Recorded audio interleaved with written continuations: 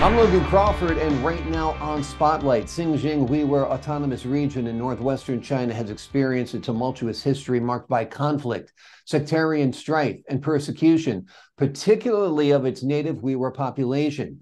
Join us right now as we delve into the history and current reality of Xinjiang and the Uyghur people, exploring their place in the world in the 21st century and the importance of understanding the past and taking meaningful action today.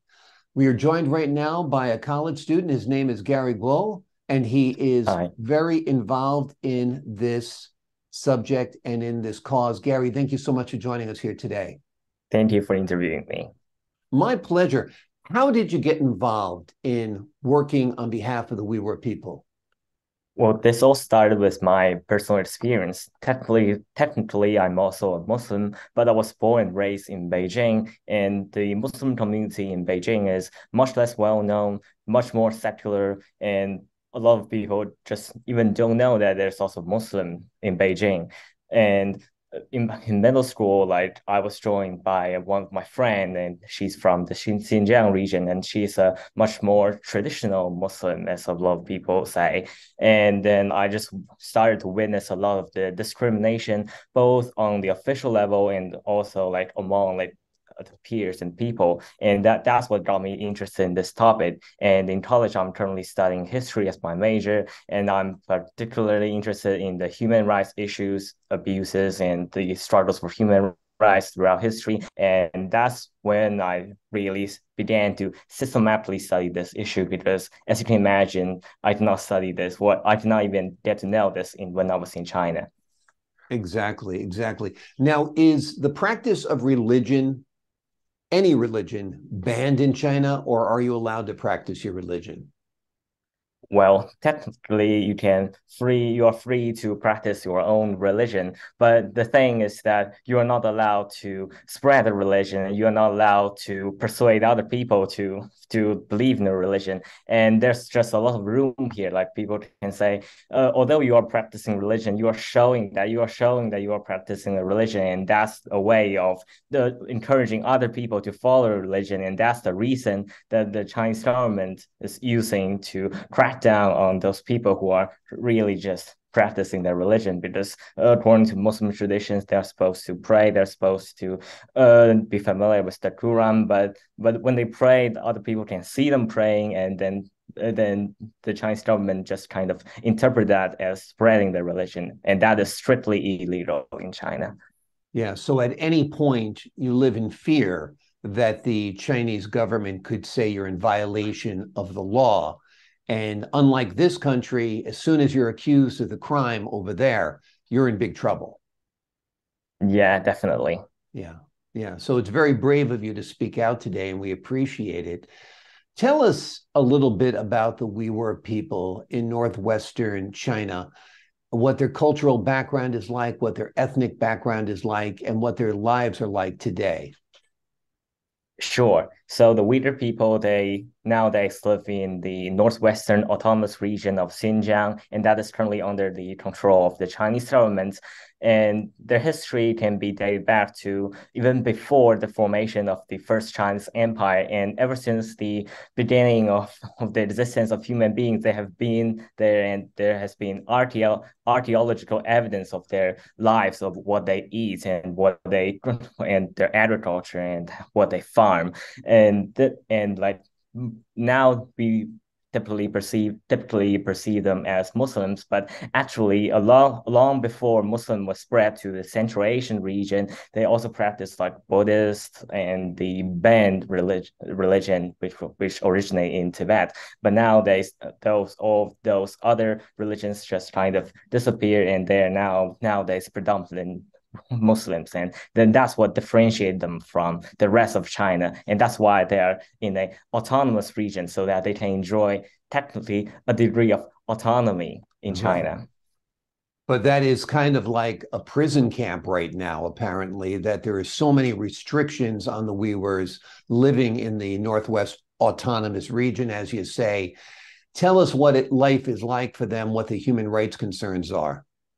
Of course. So like first of all, they're kind of scared to like freely practice their religion, because in China, of Uyghurs and the Muslims are frequently associated with words like Al Qaeda, terrorism, 9/11. And when people think of the Uyghurs and think about Muslims, they just think about those. First of all, they think about those rich guys in Saudi Arabia, and then they think of the 9/11 and the like those terrorism. And so like the word Muslim has a very bad reputation in China. And when people know that that person is a Uyghur, that people believe her is a Muslim, then people would just try to keep away and not hang out with him or her, and just try to stay as far away as possible. And also on the government officials level, uh, as I've previously mentioned, they are not entirely free to practice their religion, and also their movement are heavily surveillanced by the government.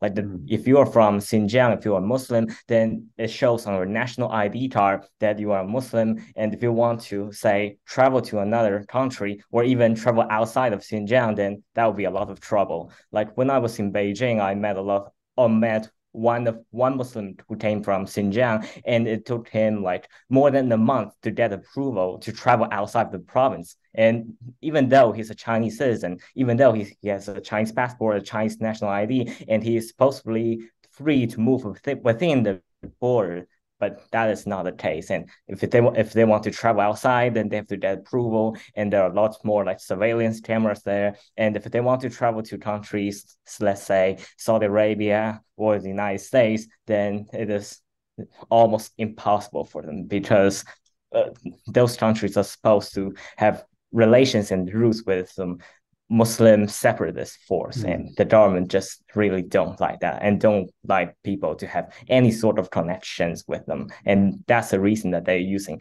to restrict the freedom of mobility of the residents and people in Xinjiang.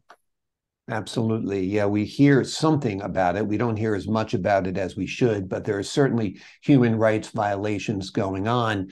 And unfortunately, the big corporations in this country, which could punish China by not doing business with them, seem to me to be complicit. Do you feel that companies like Apple are complicit in what's going on in the Northwest region because they continue to do business with China despite the human rights violations? Of course, I believe that most corporations, if not all, value their profits and interests more than the human rights issues. So for them, the problem in Xinjiang just exists on paper. And although we have all kinds of statistics and reports and research saying that there has been human rights issues, abuses, and there have been violations of freedom of mobility and freedom of religion in Xinjiang, then those are just not as concrete as kind of money they made. And there have been like several attempts of trying to sanction like Xinjiang and trying to sanction the human rights issue there. But then China is a huge market. Like if the companies they lose the Chinese market, then they would just lose a lot of profit. And I believe that the priority of all kinds of corporations and companies and business should not only be their profit, but also the human rights issues, because to them, they might not feel them, but to the Chinese people in Xinjiang, to the Uyghurs living both in Xinjiang and in the rest of the China and also in the rest of the world, that means a lot more than just money. Absolutely. Absolutely. Some things a price can't be put on. Human life is one of them. Freedom for human life is another one of them. Tell me what action you've taken as a college student to help the Uyghur community in northwestern China. Of course. So since high school, I've been involved with the Amnesty International, which is a nonprofit organization focused on human rights issues, both in America and in the rest of the world. And in college, as I entered the United States and as I entered Washington University in St. Louis, which is the college that I'm currently at, I found out that there's not a single group that is focusing on the human rights issues, both domestically and abroad. And that's when I decided to start my own Amnesty International chapter here, and is under the affiliation of Amnesty International USA. So the Washington University chapter started by me. We are focusing on a lot of issues. Like first of all, we focus on some domestic issues here, like the gun violence and the abortion rights. But then we also focus on like the international issues, and this definitely includes the human rights abuses in Xinjiang and towards the Uyghur people. And like since November last year, there was a fire disaster in Urumqi, and because of the government policies, there have been a lot of people who died and whose death could have been avoided had the government had some better policies. And afterwards, there has been widespread protest and public demonstrations against the Chinese government inside China, which is really rare because in China, protesting is a really huge offense. And even though those public demonstrations still went on, and as a Chinese student studying in the United States, I felt that it was my obligation to do something to help the Chinese public and also to help the Uyghur people to help them to get better, to help their situation. So here I also organized a protest over in the campus, and we attracted more than like 60 participants in that specific events. And we played some music, we had some flowers, we light some candles, and we spread the word. And the most important thing is to get people aware of the current like policy, COVID policy that is really discriminating towards the Uyghurs, and also the bigger pictures of the human rights abuses in Xinjiang ever since perhaps the establishment of the regime. If that is what I would like to say, yeah. And I feel like that is what I, both as a Muslim, although not in Xinjiang, and also as a Chinese citizen, and also as a world citizen who cares about human rights issues and human rights abuses towards certain group of people, I feel like that is what I should do. And if someone else is not doing, no one else is doing that, then I should be the first one to step out in my campus to do that. Well, you are very brave indeed. Are you seeking asylum in this country? Is there any way that you can get protection from the United States? Because I'm concerned that there might be retribution by the part of the CCP against you for speaking out. Actually, because I'm using my preferred name around the campus, and like people just cannot match my personal identity information in China with what information they have here. And also we are using Telegram to communicate of those. So we are not using WeChat, which is a common Chinese social media that is censored by the Chinese government. And with all those sorts of measures, at least as of right now, I'm not in huge trouble. But if there's been an issue, I could definitely find some legal asylum here to seek help from the United States government. But even though that might cause a lot of trouble, for example, I might not be able to go back to China, and but then I still feel like if no one else doing that, I should be the one to make the sacrifice and do that myself. And also, as I study history, I just feel that those historical evidence and those historical narratives of the human rights abuses, they're there on paper, but I've witnessed those human rights abuses personally when I was in China, and I just feel like if I don't do that, then I've been studying all of those history for nothing. The studying history for me is to help me to get a better understanding and comprehension of the current world. And if I do not apply my historical knowledge and my historical insights into the current world, then maybe I should have studied something else other than history. Now, you're talking with me on TV. We're being recorded. We're going to broadcast at a later time. Is it okay to show your face? Are you concerned about facial recognition? Should we disguise your face, or is it okay just to broadcast this as is?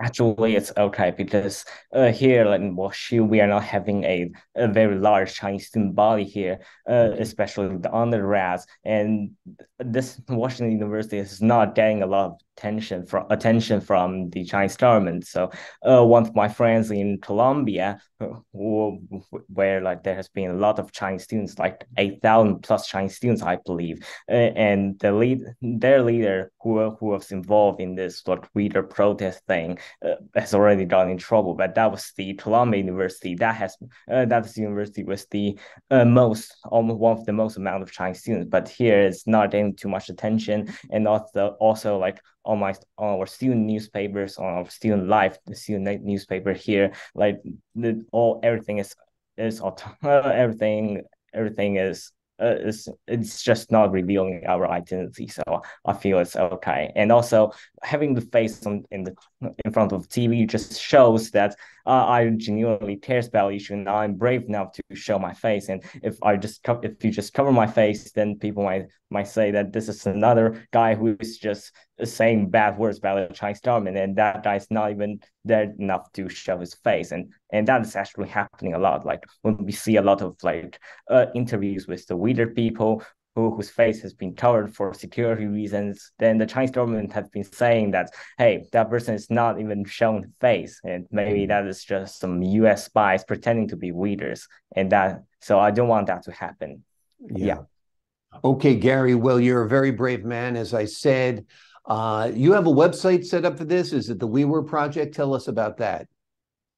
Yeah, so that is actually a history project about the history of the Uyghur people. So as I've mentioned before, the Uyghur people had a long history even before the formation of the first Chinese Empire. And in that podcast, we are studying the geography, the history, the culture, and the archaeology that points at the evidence of the Uyghur people as their identity, and how their identity has evolved over time, and how their identity has influence, and both influenced and influenced by the mainstream Chinese culture throughout history. And that is what we are trying to do. We are trying to present a unbiased, just history of the Uyghur people, because in China you don't get you're not allowed to study that. You're not supposed to you're not allowed to study Uyghur history and saying that Uyghur history has been unique and different from the Chinese history.